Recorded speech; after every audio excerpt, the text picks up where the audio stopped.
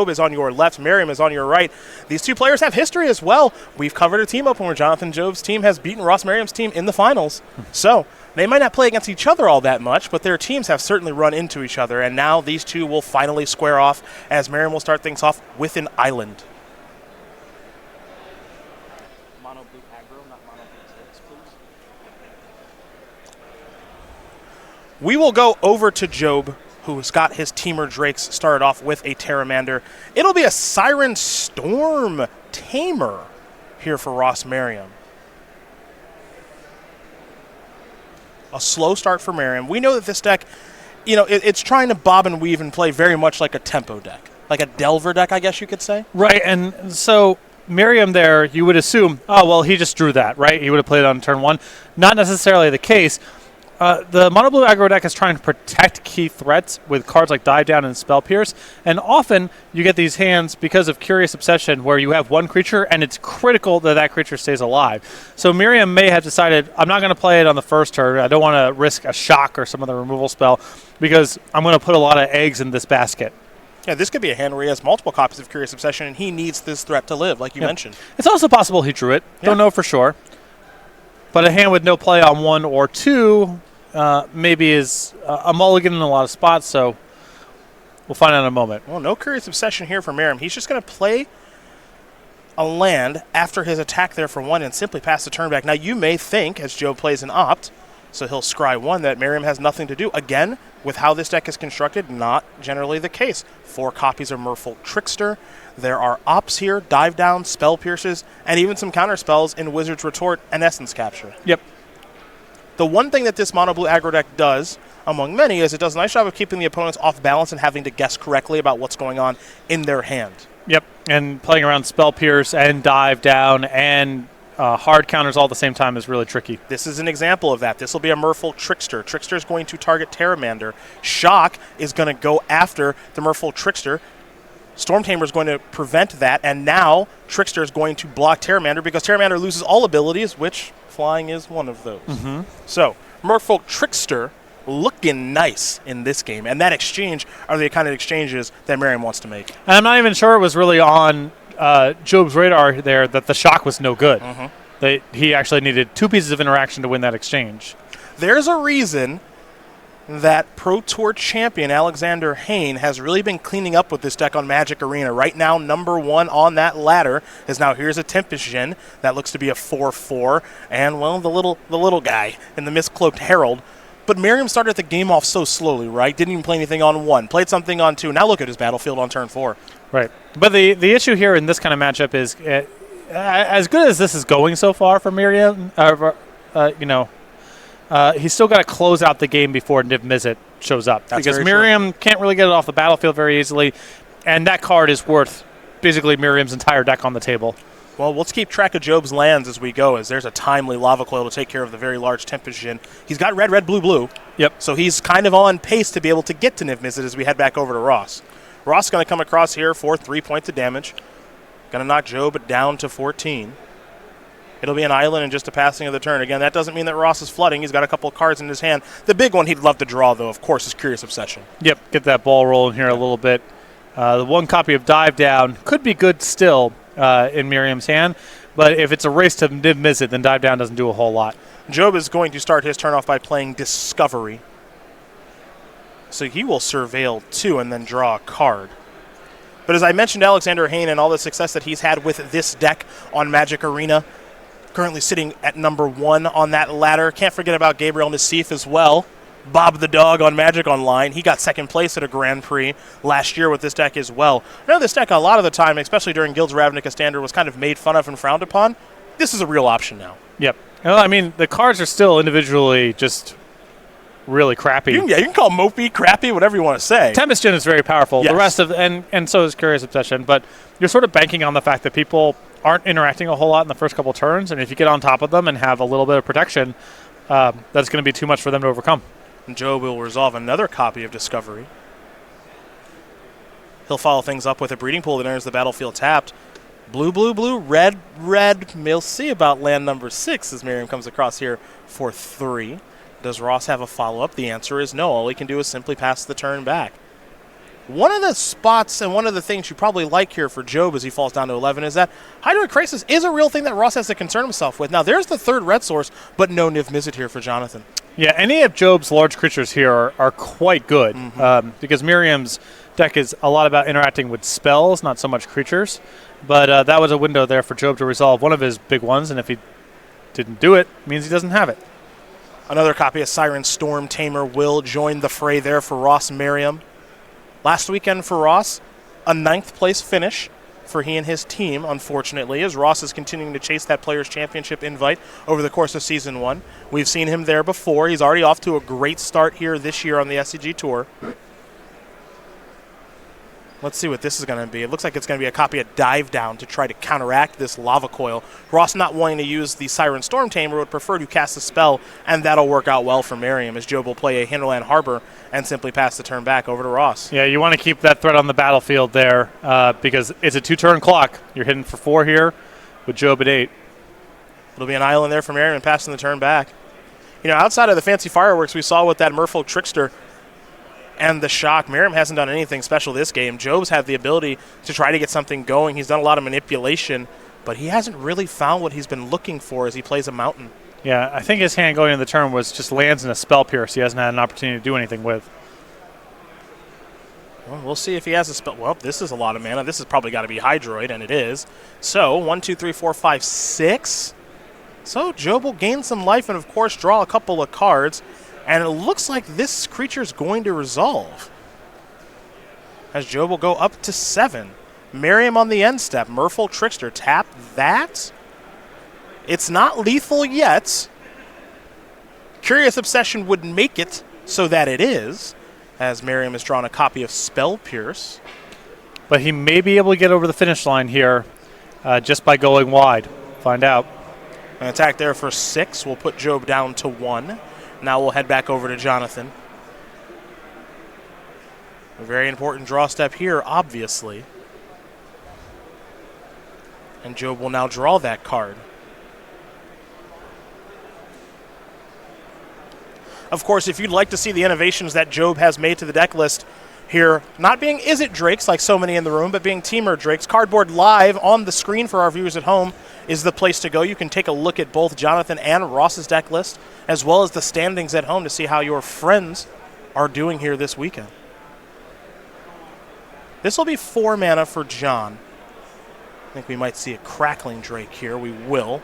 Keep in mind that Job cannot completely stabilize this through creatures because of the Mistcloaked Herald. That's a very good point. That little knucklehead is unblockable, and that combination of mono blue doofuses is going to get the job done, as Ross Merriam's going to win game 1 with a smile. Just too many awesome cards. Just played too many cards that were too good, you know. Ross Merriam will win game 1 there over Jonathan Job. Mono blue aggro up a game over Teamer Drakes. We'll go to the sideboard, and we will start with the Houston native Jonathan Job with his 3 Fiery Cannonades, 2 Crushing Canopies, 2 Disdainful Stroke, 2 Banefire, 2 Entrancing Melody, 2 Ral.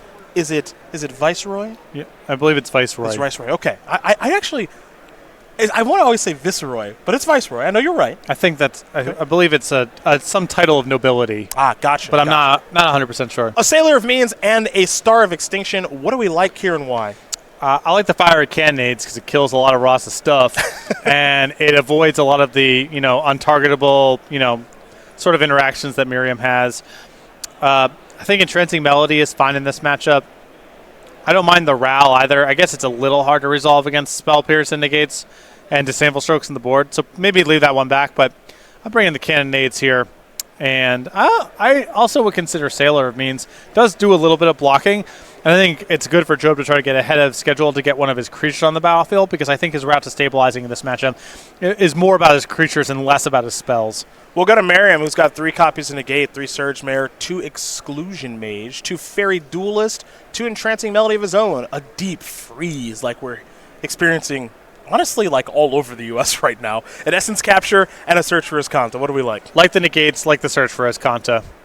And I think I could see bringing in the Surge Mares, too.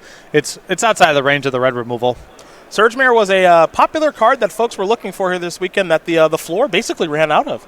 Christian Calcano having some difficulty finding that one for his mono blue deck, but it looks like Ross found some for his as he sits at 4-0 and currently up a game here in Dallas. We do want to quickly go over our personality tokens here that are available through January and February. Set of 5 included with entry into any Star City Games Open or Classic like we have here in Dallas this weekend, or any StarCityGames.com order of $20 or more. They changed it on me. They've beaten you now. Another loophole. Yeah, I got to find the next one. For you to exploit, I'm sure. 5 different tokens here. We can go over them one by one very quickly. We'll kick things off, of course, with Pro Tour champion and runner-up and one of the SCG Tour's best of all time, Jerry Thompson. We go next to Brad Nelson, maybe the best standard player in the world. He's a 1/1 insect. Next up is JD Klomperens, no longer a member of Star City Games, up in Renton, Washington, enjoying a snowstorm right now, I'm sure, a member of the Play Design team. Congratulations to JD. Emma Handy, now a member of the SCG Tour commentary team, have enjoyed her work quite a bit. She's a 1/1 shapeshifter. And last but certainly not least, it is Brian Gottlieb, a 1/1 squirrel token. Again, these personality tokens are available throughout January and February. More difficult to exploit that Patrick Sullivan loophole. They got it. Yeah. They shut it down. But you know what? I'm on to the next one. I know you are. The number of policies that SCG has had to change over the year due to me discovering exploits, it's not a small list. It's part of the Patrick Sullivan experience. Yep. He's keeping it real. Right. He is keeping it real. Ross Merriam, the player who's currently up a game and off to another great start, is a 30-year-old. 30 now. 30. Congratulations, I suppose. I always think of Ross as being old. Younger, not older, because I've known him for so long. But the 30-year-old from Middletown, Connecticut, has played 19 Opens last year with 5 top 8s and 1 win, a great conversion rate, all-time 25 Open top 8s. Just got 9th place last weekend, so that could have been 26 last weekend, with 5 wins, 2 invitational top 8s, still looking for that big W.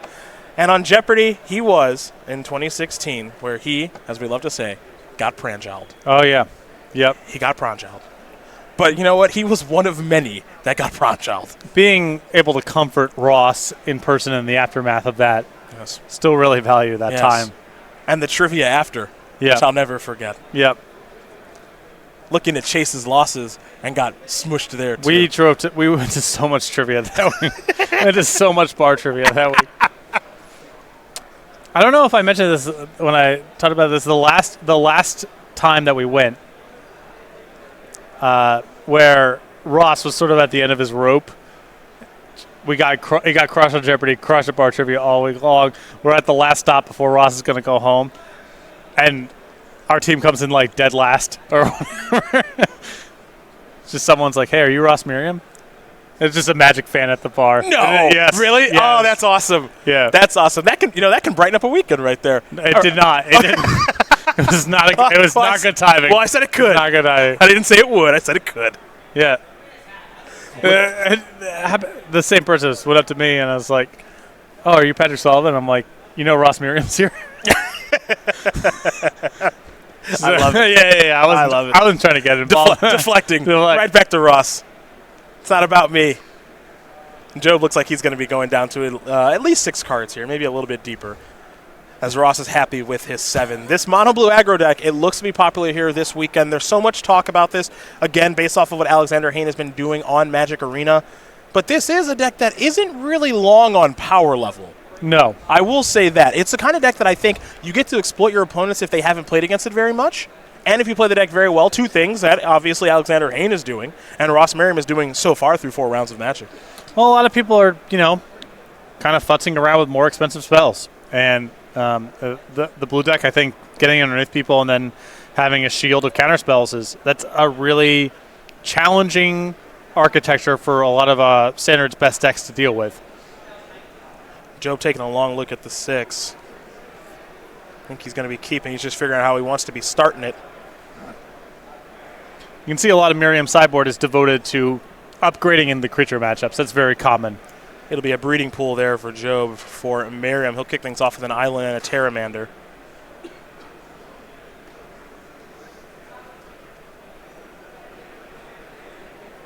See where Job wants to go next. It does make you wonder how good this green splash is going to be here for him this weekend. So far, so good. 4-0, obviously. So, it's hard to argue against splashing such a powerful card like Hydroid Krasis. Yeah, the card's certainly very strong. And the Drake's deck, my experience, is one of the issues that it has, the straight red-blue versions, does flood out a fair bit. I mean, you draw a lot of extra cards. You need to make your first handful of land drops to be able to do everything, but you don't have any sort of big card drawing spell or X spell to smooth it all out. So I understand it's a powerful card, and it does address an issue with the deck. The mana is not that challenging in terms of having green mana online. In time, you are adding more dual lands, which the Hinterland Harbors and the Sulphur Falls. The Sulphur Falls get a little bit dicier there. Yeah, but that's a very I think you're underselling it, but not on purpose. That's a real thing. I mean, when white aggro and red aggro are really prevalent decks, having your lands enter the battlefield tapped or having to take more damage off your dual lands that's not free. Yeah. So the issue here for Job, I don't think, is do you have green mana by turn 6? That's not going to be a concern. It's more about the percentage points you're giving up against the aggressive strategies by having your mana be a little bit more tricky. Opt into Chart a Course here for Jonathan. Will be his third turn. And we'll see if Merriam does have a Merfolk Trickster on the end step to start to get a little bit of aggression here on the battlefield. Again, this mono blue aggro deck, it kind of plays some sort of weird flash, tempo-y-esque game is what it likes to do. Again, nothing too crazy going on with this deck as Job actually discards a copy of Fiery Cannonade. That's notable as Merriam will play that Merfolk Trickster on the end step and now come across for 2. Job going to fall down to 18. And Job thrilled, no Curious Obsession there from Merriam, assuming they're even in the deck anymore, because, I mean, that window can easily go from he's got nothing to flash in a creature, play Curious Obsession, hit you, now I've got this wall of counter spells up, and you're not going to be able to interact. One thing to note about this mono blue deck, I think that's worth pointing out, especially in that first game and so far through this one, I think a lot of people at home might be thinking, well, this deck isn't very good if it doesn't draw Curious Obsession. I'm not sure that's the case. I think the deck turns into being very good if it draws Curious Obsession, but it can just play a normal game of Magic, as here's a Crackling Drake that's going to get countered by Essence Capture. That one kind of new is Essence Capture, making the Merfolk Trickster a little bit bigger. You can see that interacting with spells is tough, and post-board they can load up with a little bit more of interaction for creatures. I still think the prize for Job in this matchup is Niv Mizzet. You get that on the battlefield, it should be pretty smooth sailing, but that's going to be the challenge. Well, that's a card that they can't counter, of course, and they really can't kill. Maybe there's a bounce spell looming throughout their 75, but for the most part, that's a really tough one. I do agree with you. Essence Capture you see there, counter target creature spell, put a +1/+1 counter. On up to 1 target creature you control. Really a nice card in this deck and in the format in general, because we're talking about Standard, man. There's a lot of creatures in this metagame. Yep, and there's a lot of this deck that's loaded up in blue-blue spells, double blue, or blue-blue 1, which is tough for a lot of these decks to facilitate in multicolor strategies. But when you have Tempest, you already have this incredible payout for just playing nothing but islands. And then you get to load up on these kind of overrate cards like Wizard's Retort, the Merfolk Trickster. All of this stuff is really good for its rate. That was an attempt at an Entrancing Melody to take care of that Merfolk Trickster, but Spell Pierce took care of that. Now it's a Siren Storm Tamer, and again, Merriam's doing a great job of keeping Job off balance the entire time, but as you keep mentioning, partner, all it takes is land 6, Niv Mizzet, and who's off balance then? Exactly. I mean, all right, here we go. Boom, here we go. And it's time. This is the concern I have from Merriam's side, is his deck's not powerful enough to beat this card over a long game, and a lot of this interaction doesn't work. So what do you do? Well, that's the question. We're going to see what he can do. It's going to be, I believe, Deep Freeze? Is that the deepest of freezes? We'll have to take a look. There's one in Ross's sideboard. The Deep Freeze has come to Texas. Enchanted creature has base power and toughness 04, has defender, loses all other abilities, and is a blue wall in addition to other colors and types. Well, he needed an answer to Niv Mizzet. He found one. Yeah, the downside here is that an 04 wall is not a bad card for Job to have here. That's it true. Really slows down Merriam's clock. That's true. Let's see what Job is going to go to now. Oh, Crushing Canopy. Oh, Crushing Canopy going after the Deep Freeze. Wizard's Retort is going to counter that. That's an interesting back and forth there you don't see too often. Job is looking to Crushing Canopy on his upkeep to turn his Niv Mizzet on and trigger it when he drew a card, right. But Merriam had the counter. He's going to come across here for 1 point now, will Merriam. And Merriam's got a beautiful follow-up here in Tempest Jin. That's going to be a 5 power flyer. Back over to Job we go. I think that was the only Crushing Canopy he has access to in his sideboard. Was that right? He has 2. He has 2. Well, he better draw that second one. And if he does, he may be able to win this game.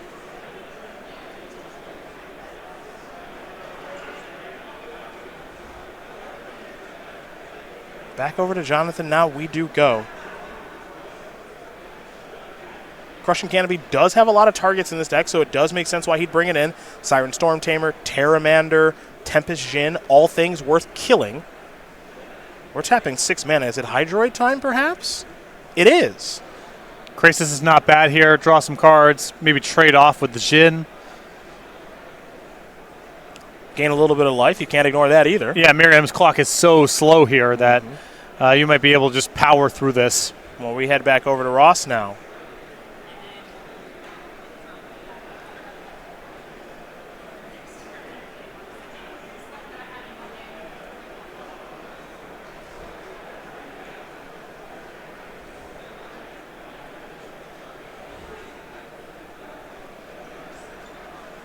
Interesting stuff, to be sure. This game has gotten pretty complicated. Merriam having his single answer to Niv Mizzet show up. And now Hydroid Krasis is causing some problems for Merriam. So Job looking to stabilize, and we know one thing. Once Job stabilizes, the power level of his deck is so much higher than Ross's. The longer the game goes, the better it is for Jonathan. And Merriam doesn't have any ways to really cheat the game. You know, you can't burn Job out with your mono blue deck. You got to get it all done through combat. So Merriam says, I got to get in here with the Tempest Djinn. Maybe I have to force this trade. And I think Job is saying, well, I'd really love to just kind of pick off that Storm Tamer. It is pretty annoying. The text on that Pirate is so annoying for his deck that has so much removal. But at the same time, do you really want to take 5 from a Tempest Djinn? Well, I mean, this is 2 really good options here for Job. You can either pick off and take the 5. If you don't care about the hit, you can trade off and still stay at a very comfortable 9, untap and start to, leverage some of your extra cards. So I think Job is presented with 2 good options here. Depending on the specifics of his hand, we'll see where he wants to go. For the first time in a long time, you saying 2 good deals is not sarcastic. No. Yeah. We got 2 good deals. But Job's trying to figure out which deal he wants to take.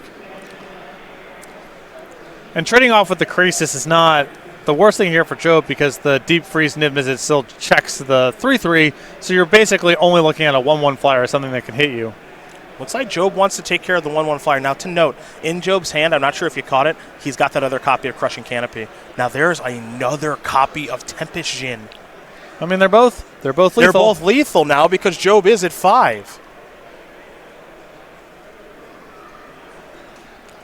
And you can see Job here looking at that Crushing Canopy, and I think we might be looking to unlock the Niv Mizzet here. Now, he tried this on the upkeep a couple of turns ago. It didn't work out. He's going to try it again. The mode here is destroy the enchantment in Deep Freeze, not the flyer in Tempest Djinn. And that's also a real decision too, right? Am I supposed to kill a Tempest Djinn? Well, I mean, if Job gets to unlock the Niv Mizzet, then it's all over. You assume this should be able to take it home, right? Yeah. This is way, way, way too much. Niv Mizzet, draw a card. Looks like Job is going to use the Niv Mizzet trigger on that untapped Tempest Djinn. I guess there's some risk that Merriam's boarded in a copy of Sleep and could still punk you out that way. That seems so unlikely, though. Now, we know, just like you guys do at home because of Cardboard Live, that Sleep is not in Ross's deck. But it is a card that is played in this strategy, as there's a copy of Dive Down. Yeah, it's typically not for matchups like this. So if I'm Job, I'm not giving a whole lot of credence to that possibility. Although if he's got nothing else, if he's got nothing else going on here, then Merriam can just say, "All right, attack you with everything," and Job has to trade off his flyers for Merriam's flyers, fall to 2, and then next turn you can still maybe get it done. Yeah. If Job has a trick here, then Merriam loses everything. Well, no trick to be had. Merfolk Trickster's going to come in for 3, knock Job down to 2. Ross trades his flyers with Job's, and now Job's got to try to stabilize this board as he will draw a card. Ross has just 1 card in hand. We don't know what it is. It could be a counter spell. It could be another copy of Merfolk Trickster, and if it were, that would be pretty good. Was that Crushing Canopy supposed to go after the Tempest Djinn? Or was it supposed to go after the deep freeze? I don't know. I like Job's play there. I think you got to actually try to get ahead. You're just treading water, I think, if you go after the Tempest Jin. I will say this also. Merriam's last card was a dive down. So if he went after the flyer, he would end up losing the game. So it looks like he did make the right decision. I guess it also makes you ask the question of, was he supposed to block the 1-1 or the 5-4 Tempest Jin a couple turns ago? Right. That's another thing, a little revisionist history there. Because you ended up just trading off the Krasis for the Jin down the line. Your Niv-Mizzet would not have struggled to pick off the 1-1 flyer. In essence, capture takes care of the Terramander, but Job has a follow-up threat here in Crackling Drake, and that's a good one. It will allow him to draw a card. Job will play a Stomping Ground tapped and pass the turn back. Merriam still has outs to win this game this turn. At the very least, he could get a trade to happen. That is an opt. Let the redraws begin. Scry to the bottom. New card coming. It's a mystery. A Merfolk Trickster is a winner here. I think Ross wants to know just how big is that Crackling Drake. I think it's big enough. Entrancing Melodies in the graveyard. A couple of ops and shocks. We'll get some dice out here to help everybody know that it is a 9-power Crackling Drake. This causes a trade. Does Ross have a follow-up threat? It appears the answer is no. So we will go back over to Jonathan Job, who's got one card, and this is a big draw step. He's already reaching for mana. It looks like he's found a Crackling Drake. Crackling Drake will resolve. Job will draw another card. Looks like he picked up a copy of Breeding Pool to go along with the shock in his hand. We head back over to Ross Merriam, who will play an opt. Top card becomes the bottom card for the Middletown, Connecticut native. He'll draw an island, and it looks like a Siren Storm Tamer is what he's working with.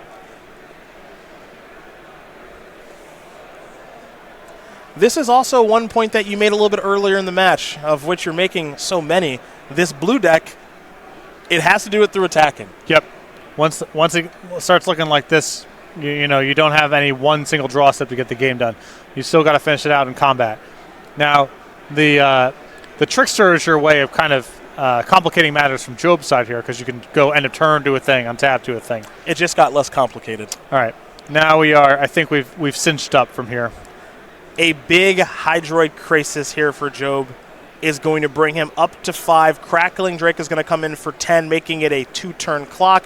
Job will play a Breeding Pool tapped. Merriam will draw.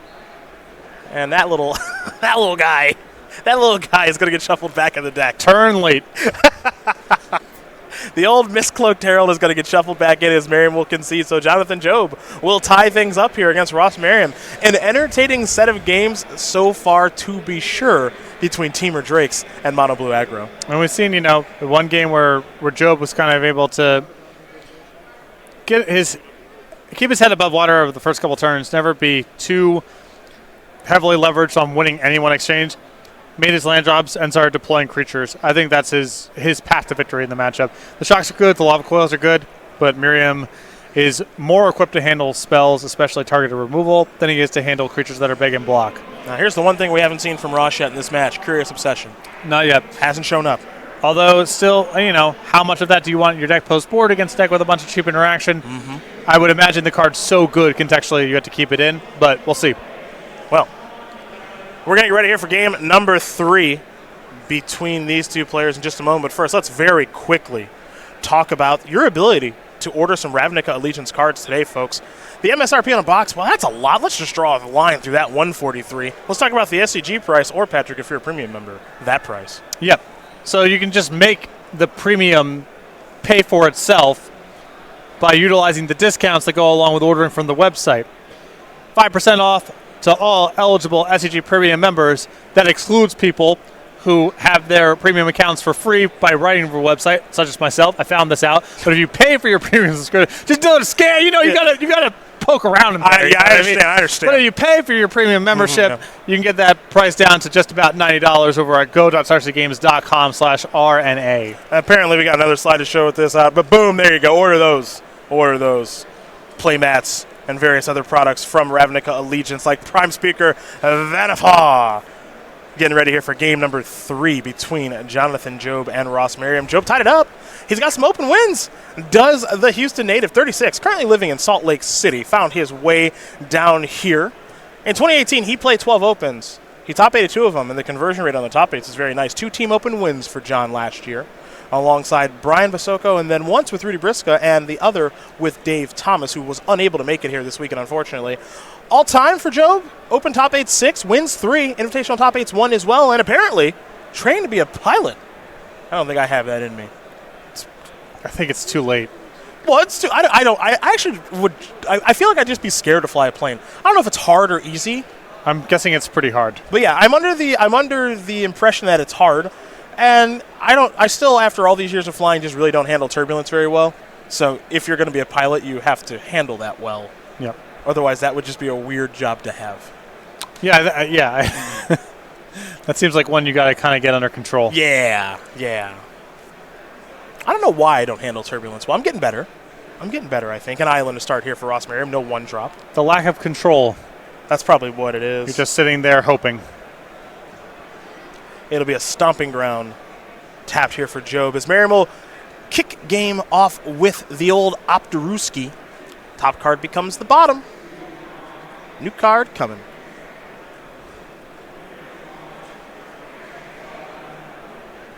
That'll be an island. And we'll head back over to Job. Job will draw a card now. Picked up a copy of Crackling Drake.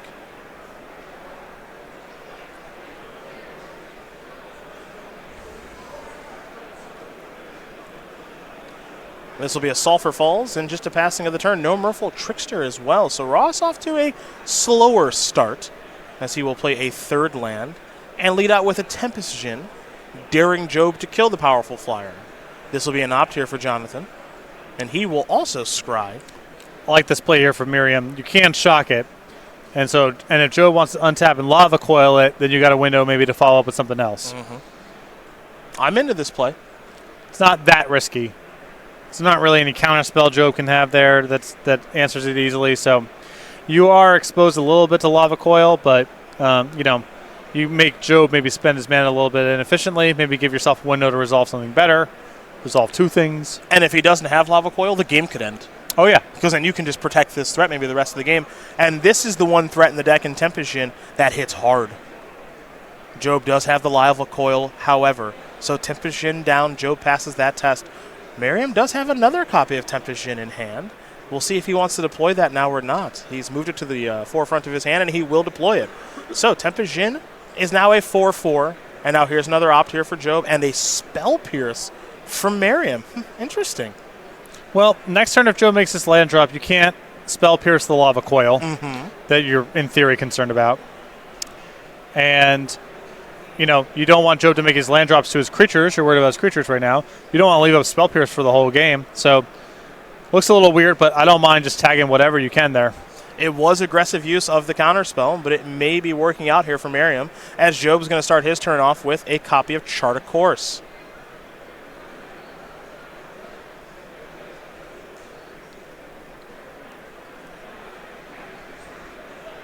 If Job misses the land drop here, or he has to spend his turn cantripping for the land drop instead of playing a Crackling Drake, that's a huge win. Because when Merriam gets ahead on the table and then untaps, now the game gets really good, And I think fighting over that op gets you there. And it has gotten really good, because now here's a copy of Curious Obsession. It was not showing up in Game 1 or Game 2 was the powerful enchantment, but it's here now. Merriam will draw a card after attacking with a Tempest Djinn, and it's an attack there for 5. Job should be falling down to 15, and now Jonathan will draw a card. And one thing this mono blue deck does so well is protect a key threat. Yeah, that's what, once you get to untap with a advantage on the battlefield, then it gets really good really fast. Terramander here from Job. It won't cost much to adapt. There are already 5 spells in the graveyard. Adapt cost is 8, so it's down to 3. Yeah, this is a good test spell. I mean, it costs 1, and Merriam has to do something about it. Well, Wizard's Retort counters that, but Crushing Canopy punishes Merriam big time, taking care of the Curious Obsession and the Tempest Djinn. So now Ross has got to reset and get something on the battlefield. Well, he put more than one thing. Let's call it 3. 2 Terramanders and a Miscloaked Herald. Merriam, I believe, with 3 spells in the graveyard. Yeah, he's got some work to do to turn it on. Yeah. Were you surprised at the countering of the Pteramander there? Yeah, Job had enough mana left over to adapt right there, so he's going to trade. If he can't answer it, then it's worth fighting over. Okay.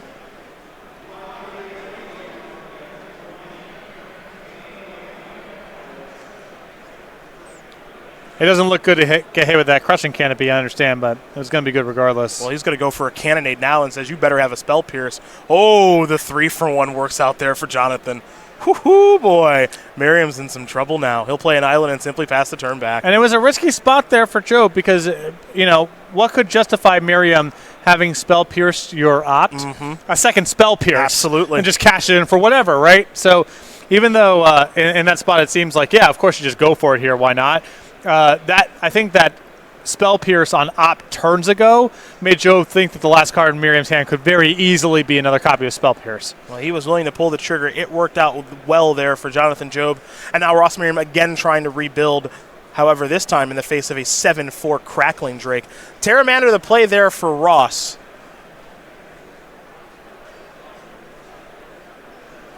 And now here comes Job with the Drake. Again, the big selling point of this mono blue aggro deck is its ability to keep the opponent off balance. The power level not particularly high, and you're seeing that now as Job has played some very powerful cards because he's playing 3 colors of mana. He's got access to a lot, as there's a shock on the Pteramander. That was the sequence there of play 2 relevant spells in one turn to overload the mana, and then follow up with a Haymaker on Miriam's second wave. That's the sequence you need here. This is an entrancing check out my melody. That belongs to me now. Well, it's a 5-power Crackling Drake there from Merriam. Doesn't get to draw a card, of course. But now he's got something to try to win this game with. The follow-up is a Crackling Drake here for Job. He'll draw a card. This is going to be a huge draw step for Ross as another shock has been drawn. Solve for False Winner of the battlefield untapped because, let's say if Ross was able to draw maybe another copy of Entrancing Melody. Yep. Bad news there for Jonathan Job. But if Merriam can't really advance his board here, then, Job's got 5 or 6 cards in hand.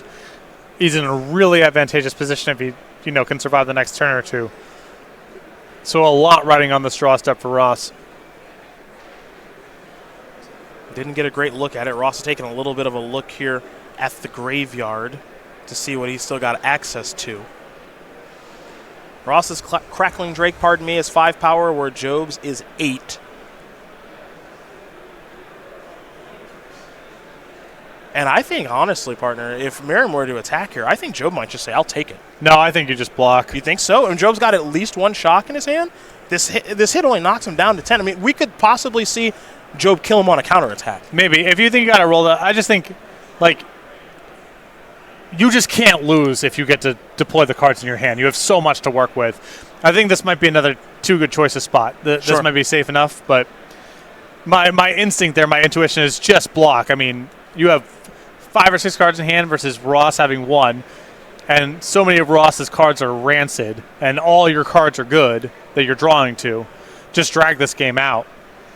Well, Job elected to take the risk, perhaps, in taking that 5 points of damage, falling down to 10. Again, we are also talking about a deck that doesn't have any ways to deal any extra damage like burn. It would be different if Ross could trade up with dive down, such that his Crackling Drake would survive. Sure. Then that's one thing, but I don't think that was the case. How about a couple shocks going upstairs? And Jonathan Job is going to get the game done. He'll win this match over Ross Merriam 2-1, as Teamer Drake's going to take care of Mono Blue aggro.